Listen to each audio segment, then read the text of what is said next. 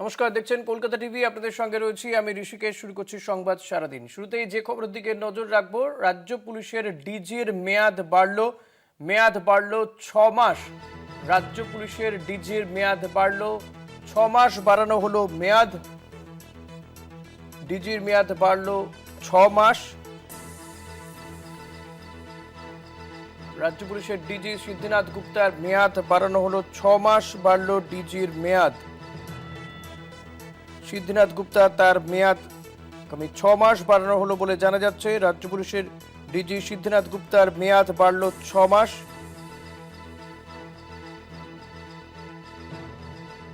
সিদ্ধিনাথ গুপ্তার মেয়াদ 6 মাস বাড়ানো হলো। গোটা বিষয়টি বিস্তারিত জেনে নেব অরিত্র ঘোষের কাছ থেকে। অরিত্র, দেখো, রাজ্য পুলিশের ডিজি সিদ্ধিনাথ গুপ্তা তাকে নির্বাচনের আগে দায়িত্বে আনা হয় রাজ্য পুলিশের, এবং সেই সিদ্ধিনাথ গুপ্তার যে কার্যকালের মেয়াদ, সেই মেয়াদ আরো 6 মাস বৃদ্ধি করলো স্বরাষ্ট্রমন্ত্রক। সম্প্রতি দিল্লি থেকে যে বিজ্ঞপ্তি স্বরাষ্ট্রমন্ত্রকের তরফ থেকে, সেখানে কার্যত স্পষ্ট করে দেওয়া হয়েছে যে 30/4/2026 পর্যন্ত তার মেয়াদ ছিল। তারপরেও 6 মাস বৃদ্ধি করা হলো এই সিদ্ধিনাথ গুপ্তা রাজ্য পুলিশের ডিজি পদের যে কার্যক্রম। তখন সব মিলিয়ে খুব উল্লেখযোগ্যভাবে দিল্লি থেকে হোম মিনিস্ট্রির তরফ থেকে যে চিঠি এসে পৌঁছেছে, তারপরেই কিন্তু রাজ্যের মুখ্য সচিবকে কিন্তু নির্দেশ দেওয়া হয়েছে যে এই সিদ্ধিনাথ গুপ্তার 30/4/2026 পর থেকে আরো 6 মাস তার কার্যকালের মেয়াদ বৃদ্ধি করা হোক। অর্থাৎ আগামী 6 মাসও রাজ্য পুলিশের ডিজি পদেই থাকবেন সিদ্ধিনাথ গুপ্তা।